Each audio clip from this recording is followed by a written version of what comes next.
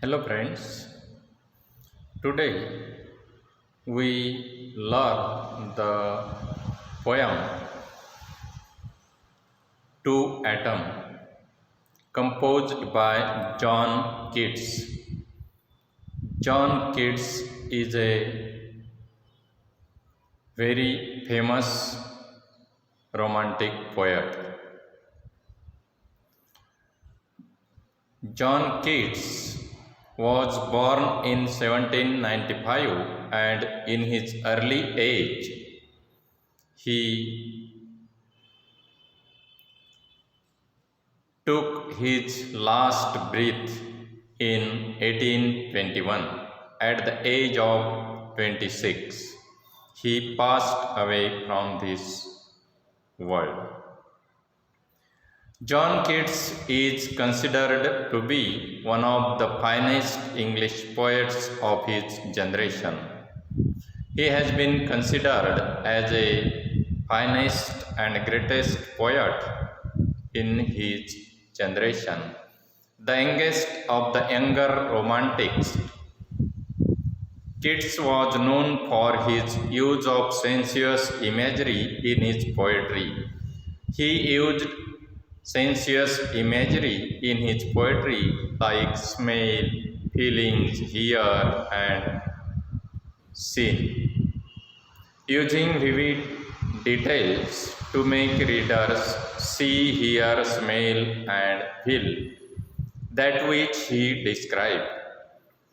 He described the sensuous images in his poems. He also believed in the power of beauty. Power of beauty. He believed in the power of beauty. In his own words, he loved the principle of beauty in all things. He loved the principle of beauty in all things, means principle of beauty in all things, and this is reflected in his works, the most famous of which includes the Eve of Saint Agnes, La Belle Dame Sans Mercy, and his odes to a nightingale and to a Grecian urn. In a letter to his friend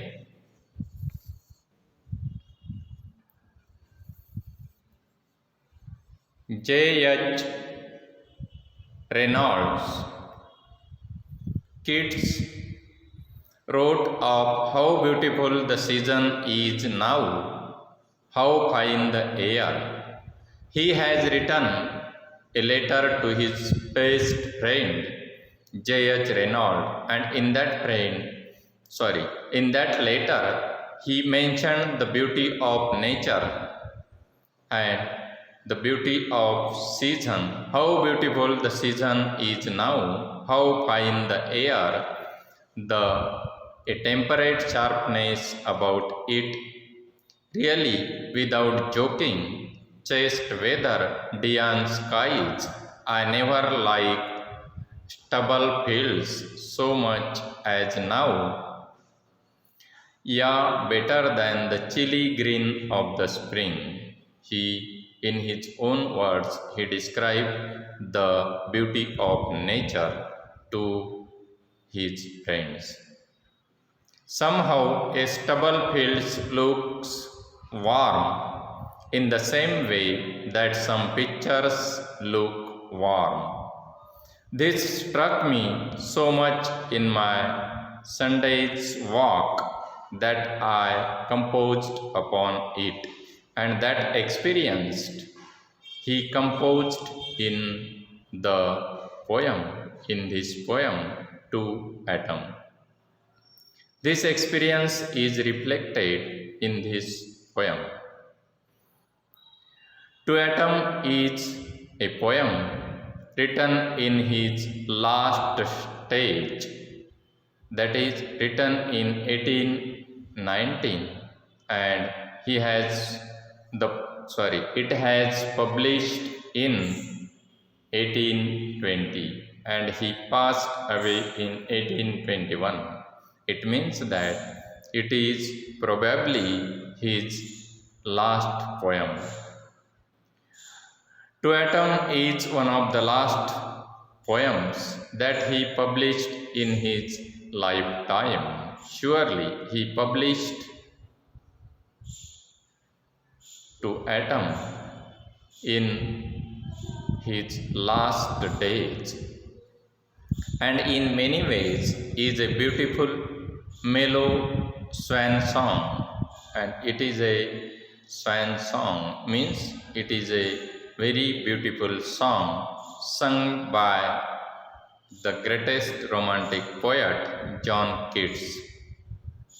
It is one of his shortest odes with 3 stanzas of 11 lines each. The poem contains 3 stanzas. Each stanza contains 11 lines each and is in the form of apostrophe. And it is in the form of apostrophe means suggestiveness in every sentence we find in the poem. Wherein an absent inanimate or animate being is addressed as if present. Inanimate or animate beings are addressed in this poem, or it is personified in this poem. Now we start the actual word of the poem. Season of mist and mellow fruitfulness, close bosom friends of the maturing sun. It is the description of the season, autumn. Autumn is the season of fruitfulness, and it is closely related to the sun because the season, autumn, and the sun also helpful for growing and ripening the plants. That's why it is also useful for the plants, vegetables, and the trees also.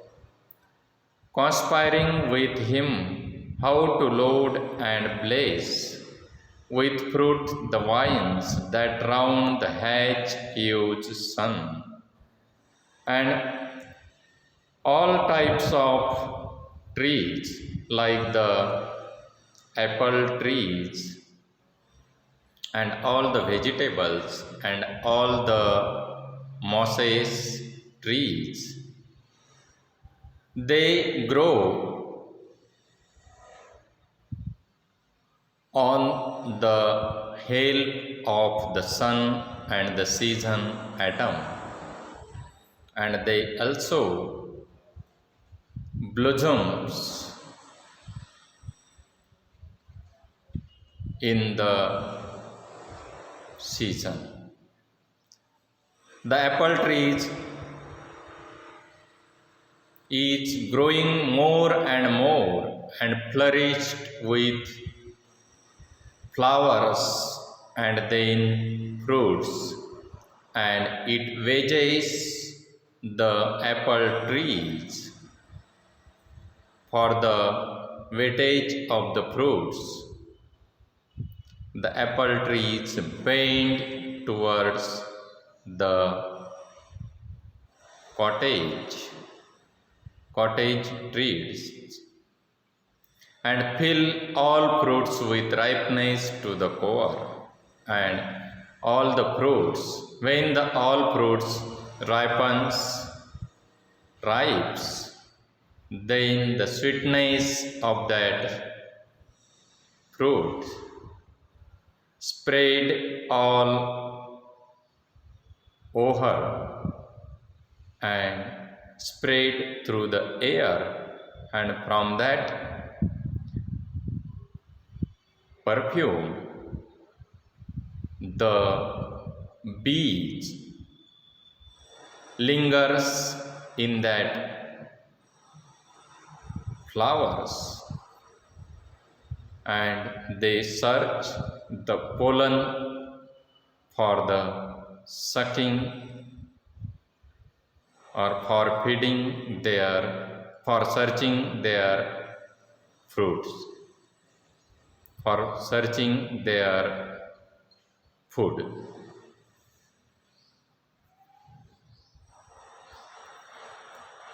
With a sweet kernel to set budding more, and still more later flowers for the bees. And in that poem, in the first stanza, the poet described the fruitfulness, and in the second stanza, it is personified and also mentions the laborer's work, and in the last, its ultimate decline of the season or the plants. That's why in the first stanza, season of mist and mellow fruitfulness, close bosom friends of the maturing sun, conspiring with him how to load and bless with fruit the vines that round the hedge ewes run. To bend the apple the mossed cottage trees, and fill all fruit with ripeness to the core. To swell the gourd and plumb the hazelled sailed, and the gourd also ripens with a sweet fruits, and the plum also ripens with the sweet fruits, to set budding more, and for that smell, and still more later flowers for the bees, and the other flowers also flourished in the garden, and for the bees, the smell of the ripened fruit is more important, and the bees search their food in that flowering plants until they think, and bees also thought that the warm days will never cease, and they will declare that the blossoming or warming days never stop for them. For summer has overbrimmed their clammy cells. The insides, clammy cells means the insides of flowers that are sticky with honey, and the flowers are sticky with honey for the bees. And the fruits ripening. Here in the first stanza, the poet gives details of the ripening of the fruits and the description of the fruits of the bees, how to suck the bees, how to suck the pollen bees of, how to suck the pollen from the fruits. It is also considerable. Now, friends, we will continue tomorrow.